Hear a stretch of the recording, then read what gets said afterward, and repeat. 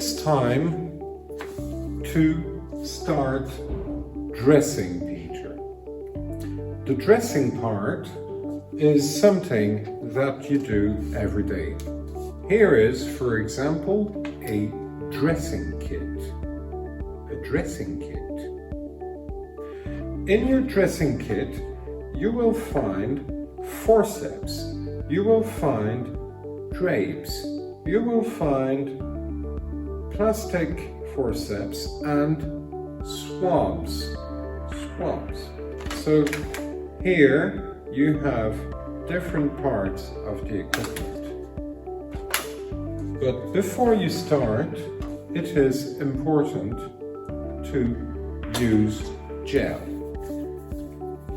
You will know by now this gel, hydroalcoholic gel or sanitizing gel, it's very important to use it properly and to use it thoroughly on your hands. Let's take a closer look to a dressing set. In this dressing set, this one is sterile. You open it and of course you're wearing gloves. You find in it a first forceps. This is a forceps. You can use the forceps to grab. Forceps number 1. The same qualities as this one.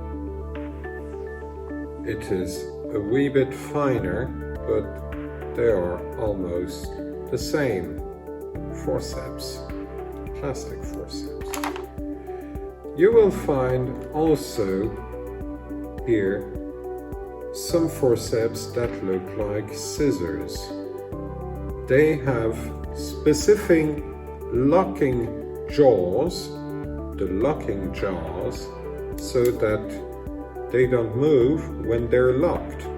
These forceps are very specific. Use them like this, lock them, and you're fine. Here, you can dispose of the swab directly in the trash. You have small gaze swabs,